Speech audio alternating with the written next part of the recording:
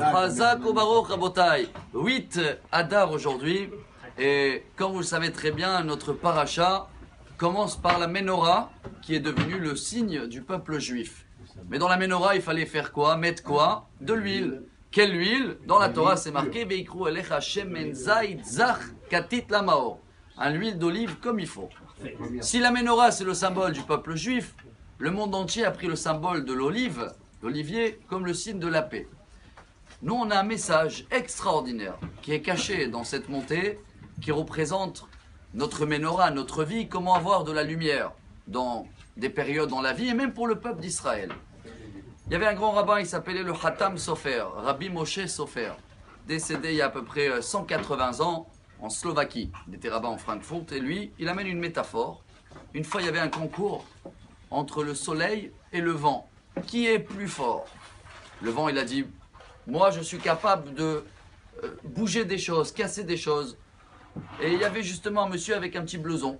Alors le soleil, il a dit, vas-y, essaye d'enlever le blouson, on va voir qui va réussir en premier.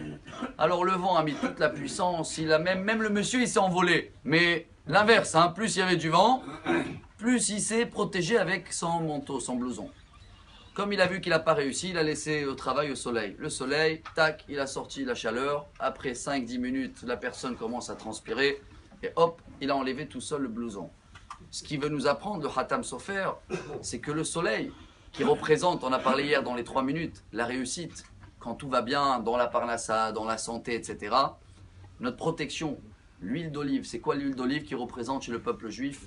La foi, la émouna, on peut l'enlever facilement. Mais quand il y a des tempêtes dans le peuple juif, alors là l'inverse, on est fier de notre judaïsme, on se couvre encore plus fort. Et c'est vrai, l'histoire, notre histoire prouve que quand il y avait des problèmes, des guerres, etc., on est unis et on est fidèles et on a une grande croyance en Dieu. Mais quand le soleil brille en Amérique et tout va bien et le travail commence à aller et l'assimilation. Quand le soleil brille en Israël, beaucoup qui font la Aliyah, ils ont l'impression qu'il faut faire plus d'efforts. Alors oui, pourquoi? Elle dit la Gemara Menachot que combien de quantité de l'huile on mettait tous les jours dans la Ménorah?